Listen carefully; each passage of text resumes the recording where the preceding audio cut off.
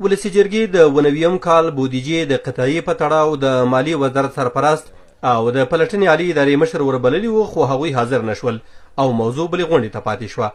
جرګه له مالیې وزارت وضاحت غواړي چې ولې په خپل سر د ولسمشریزو ټاکنو په مهال د بیت المال له نورو کوډونو څخه 6 میلیارده افغانۍ 91م کوډ ته لیږلي دي. نیوکه دا ده چې دغه 6 میلیارده افغانۍ ولسمشر غني او اجرایه رئیس عبدالله د کمپاینونو په مهال مصرف کړي دي. هر اداره ای را که شما ازش بازخواست کنید میگوید ما این کار را به دستور ریاست اجرایه و ریاست جمهوری انجام دادیم. وزیر میگوید که من مکتوب دارم از ریاست جمهوری یا ارگ و ارگک که به ما دستور داده که کار انجام بدهین. بنابراین اگر ما میخواهیم که مسئول اصلی باید بازخواست شود، تنها ماده‌ای که میماند ماده 69 است. یک راه وجود داره، وزیر وجود نداره نمیآید. کسی که تخلف کرده به امر از او فقط ماده 69 قانون اساسی و جرأت میخواهد هم رئیس صاحب جمهوری احضارش بکنین، هم جناب دکتر صاحب عبدالله را که من از تعبیر میکنم به عنوان صدر اعظم محترم حکومت وحدت ملی. غیر از دیگه چاره ندارین.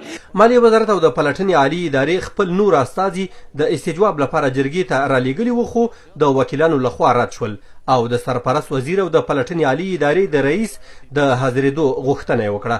وکیل صاحبایی که به تشریف آوری همین دو معاون به مجلس رای موافق، کارت سبز مخالف کارت سرخ، 12 کارت سبز به استثنای 12 کارت سبز تایید شد که مهمانات تشریف نبیارن. د ولسی جرګې مشر بیلابیلو هیوادونو ته د طالبانو پر سفرونو د نیوکې ترڅنګ اندېښنه وښوده چې دا ډول سفرونه طالبانو ته مشروعیت ورکوي.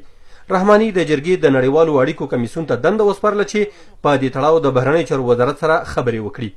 سفر رهبران گروه های طالبان به کشورهای همسایه و منطقه با همراهی و میزبانی مقامات ارشد این کشورها و رایزنی هایشان در نمود نمایندگان رسمی دولت افغانستان شدیداً خلاف عرف دیپلماتیک و حسن همجواری است.